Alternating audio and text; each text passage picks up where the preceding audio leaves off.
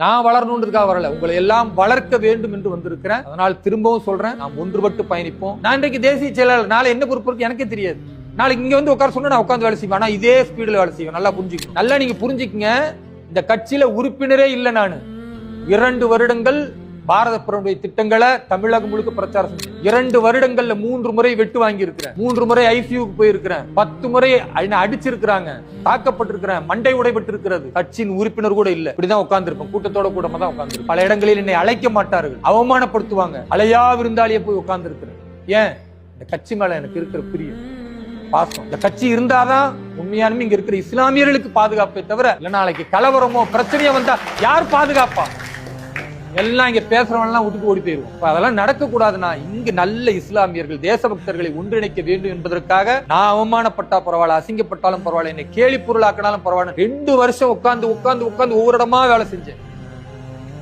இந்த கட்சியில எல்லாருக்குமே இயல்பா தெரியும். ஒண்ணு மண்டல இருந்து பொறுப்பு கிடைக்கும், கொஞ்சம் இன்ஃபுளுன்ஸ் இருந்தா மாவட்டத்தில இருந்து பொறுப்பு கிடைக்கும், பெரிய இன்ஃபுளுன்ஸ் இருந்தா மாநில அளவுல கூட ஒரு ஸ்டார்டிங் பொறுப்பே கிடைச்சிது. ஆனா இந்த கட்சியில் உறுப்பினராகவே இல்லாத என்னை எடுத்ததுமே ஒரு தேசியத்தின் செயலாளராக, சிறுபான்மை சமூகத்தின் அடையாளமாக இந்த கட்சி உருவாக்கியதோடு, பாரதத்திலே ஒரே இஸ்லாமியனுக்குத்தான் Y+ பாதுகாப்பு, அது வேலூர் இப்ராஹிமுக்கு மத்திய அரசாங்கம் கடிதம் போட்டு கொடுத்திருக்குன்னா ஒண்ணும் கொடுக்கல. உழைப்பு, அர்ப்பணிப்பு, நேர்மை, தியாகம், எதிர்பார்ப்பு இல்ல, அத்தனை கஷ்டங்களையும் சகிச்சுக்கிட்டு இங்க நிக்கிறோம்.